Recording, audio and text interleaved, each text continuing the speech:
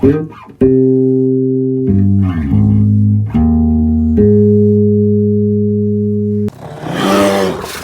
now, Polti Grizz here. So today I'm going to talk about one of my favorite things lately, and that is mother of pearl gentleman's knives. This is one I've shown before. This is a really cool one, little 2-layer 84 millimeter John. What's she got? What's she got? Oh, she's got a little blade. Wee little tiny cute little blade. Then we've got them skizzers. Bickety bow. Then we've got, oh man, we've got a main blade with the Polti Stamp. And as I said before, this is manufactured by Victorinox and sold by Polti. Polti was a steel supplier to Victorinox, and I'm sure to many other knife makers and other various institutions. But for whatever reason, they sold knives made by Victorinox and put their own stamp on it, and they stamped the blade, not the tang, although there is a small stamp on the little blade. Yeah, this is Polti right there. There was a Polti in Austria. They were in Czechoslovakia. They were all over Eastern, Europe. These scissors are fantastic. Excellent, good spring action. They've got that little cutout in the tang here because they have to close up a little narrower because the knife's narrower than some of the other frames. So they cut that little chunk out of the tang. And the next cool thing is the wide nail file. A super cool feature, and yeah, highly collectible. And another cool thing about this knife is notice the liners have that coin texture on it. That's called coining, and they just roll them on a like a slotted bar to make those edges like that. Just a decorative element, serving no real function, but super cool. Why am I showing this one? Because I just got this one. This knife is super cool. It's got a little crack in the scales. That's unfortunate, but it's stable, it's there. So mother of pearl is extremely delicate and brittle. I can't imagine like hammering these, peening these rivets. Like I would think that like for every 3 of these that gets made, one of them probably breaks while you're making it. Like I just can't imagine how. And that's what happens. A lot of times they crack near the pins because people wonder why knives like horn scales, other scales, even plastic and stuff, they crack near the pins because when you open a blade or a tool, such as I'm doing now, the spring is pushing against that pin, and everything is stretching out and stressing, and that stress stretches the scale a little bit. And being a brittle material, mother of pearl doesn't stretch, it breaks. She's also got the coined edges. This one's 75 millimeters approximately, so about a 3-inch knife, kind of about the size of an executive, maybe a little longer. Yeah, the executive 74 millimeters, might be 74, 76, or 75, 76, 78, something like that. Not much bigger, but a little bigger. But man, look at this little tiny corkscrew. It's actually got great snap on it, which is a great thing, except for it puts more stress on the scales. So although I doubt they're pinned here, they're probably glued in between here and just pinned at the end, and these rivets probably have a dome cut out over them so the scale's not connected. Because this, if this pin was here, this would definitely be broken. Brass liners, and just using this would scare me. Using this as a corkscrew, and you got to pull up, especially if you're like having a tough, like on old corks that were made of real cork, I'm sure it was fine. But if you tried to open a modern cork with this, it would either rip out or you'd break it probably. Maybe not. Who knows? Maybe I'm completely full of it today. So we've got another little tiny clip blade. Very cute. Very little. Very tiny. Neat. almost not necessary to be there, but you know, back in the day, they needed a knife was something you needed all the time, and you needed that little blade for sharpening your pencils, sharpening quill pens, and stuff like that.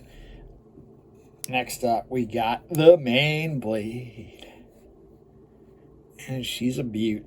I think it still has a factory edge on it. I don't think this thing's ever been used, really. Probably used a couple times, cracked, and somebody put it in a drawer. Notice the tag stamp. Westerbros, Germany. Who is Westerbros?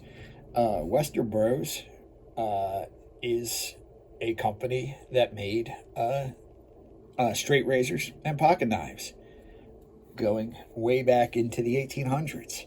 A cool thing about Westerbros is that they were one of, I believe, 2 companies that made the first model 1890s, the Swiss soldiers' knives, in Germany before Karl Elsner helped to form the Swiss Master Cutlers Association and get the capability to manufacture the numbers needed in Switzerland, because that was the problem. There wasn't one company large enough to fulfill the orders, so they had to team together multiple companies, and that's why the early Swiss soldier knives have various stamps on them. Nothing on the back, just a very simple Westerbros, Germany. I would suspect this knife's from the 1920s, 1930s, maybe. Probably not much later. Maybe the 40s, but probably earlier than that. Yeah, beautiful. Doesn't say rust-free anywhere on it, but it's obviously stainless steel. Next up, we got them scissors. Notice these scissors are very similar to the Victorinox scissors, but there's one minor difference. Well, they're different sizes because they're on different size knives, but also you notice this slot, this nick is tapered while this one goes straight through the back. But otherwise, very similar. Doesn't have this line here, not as heavily anyway. Very cool. Okay, past the skizzers. Put them back. Man, she's a beaut. And then the other cool thing about this knife is the long nail file. Of course, it's a skinny one because the other side is for the corkscrew. But this is similar to the long back nail file on like golfers, huntsmen, stuff like that had long back nail files in the 50s and 60s. Very cool. This file actually works very well. I'm not a big fan of these files, but this one actually works quite well. The nail cleaning tip is very good. And great snap on that guy. Now here's a couple of cool things. First, we got a toothpick.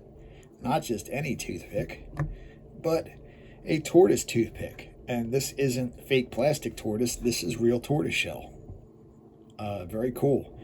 So back when plastics were still relatively new, actually celluloid was invented in like the mid 1800s and was used on all kinds of things, including knives. But still well up into the 1900s, natural materials like ivory and tortoise were still much preferred, especially on luxury goods. And celluloid, they hadn't figured out how to stabilize it yet, so celluloid was highly prone to cracking from UV exposure and drying out and breaking and stuff and being brittle. So the natural materials, while they also have their own problems, held up a bit better. So that would be the choice for quality goods. Finally, we get to the good stuff. Look at this little guy. This is a little tiny spoon. And I know what you're thinking, but it's not for that. This would be a little tiny thing anyway. That's barely a dose of anything. At first I thought it might be a snuff spoon, but it's so small. I'm leaning towards, I believe it is an earwax pick. And if you're an American, you probably have no idea what this is about. They're still for sale, but apparently they're very popular in Asia, and they were popular in Europe up until like the 19th century.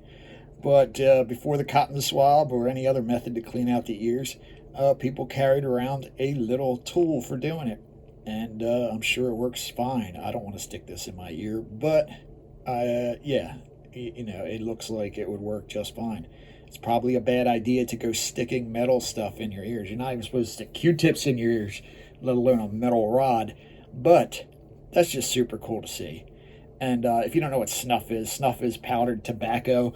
It's very popular in in the Scandinavian countries. They have contests to see who can snort the most tobacco and stuff like that. And it was very popular for refined gentlemen and ladies to snort tobacco, and they'd have a little snuff box, usually made of ivory with mother of pearl and gold accents, depending on what you could afford to show off. And you'd have a little spoon, either on a chain or as part of a knife or something else, and you'd scoop tobacco into your nose. That just sounds horrible. If you could snort tobacco, can you snort coffee? Like, imagine just taking a spoonful of coffee and shoving it up your nose. That sounds horrible. I'm going to go try it right now. No, I'm not. But anyway, I thought that was really cool. I guess this is brass. I think it might be gold. It was very common for the ear picks to be made of gold and silver, and they even made ones out of mother of pearl, out of ivory. People took pride in their grooming accessories, so they spent the money to have them. It's just something about it. I don't think it's brass. I think it's gold. It might be gold plated, but it's still, I don't believe it's brass. But it might be. Who knows? I'm no metallurgist.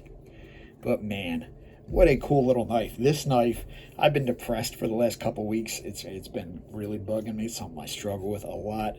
And this cheered me up a little bit, so I was glad to have it.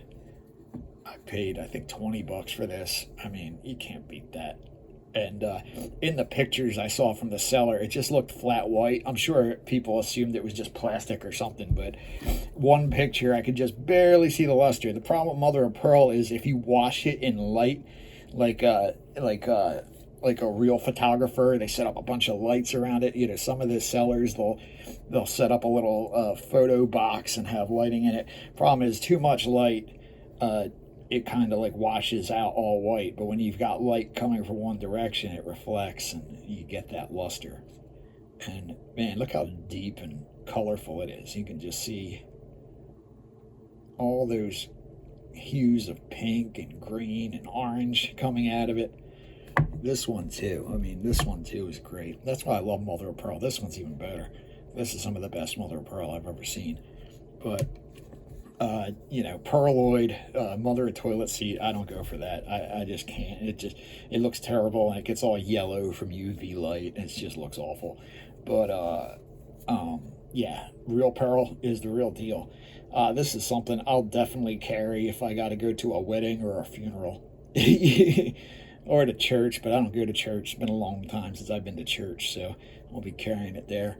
But this is something for when you're feeling a little more classy. You carry a little gentleman knife like this, so you can keep your fingernails clean, open a bottle of wine, pick your ear, I guess. Make sure to go do that in the water closet. You don't do that in the church pew, sticking a spoon in your ear. Come on now, have a little bit of sense about you. Yeah, picking your teeth. Don't do that at the table. Come on now, have some manners for God's sake. Anyway, I just thought I'd share those little guys, man. I'm so happy to have this beautiful little guy. And what else is cool is I just I'm about to get a D. Perez one, which D. Perez is one of the other makers of the original soldier knife. And I mean, that connection is just interesting. It's not why I bought the knife, because it's cool on its own, not because there's some distant, far reaching, 6 degrees of Kevin Bacon thing going on to say it's related to Swiss Army knives. No, it's just because this knife is so friggin' cool. I love it. Yeah. So that's about it. Anyway, thanks for watching. I'll see you in the next one. Untitled Chapter out.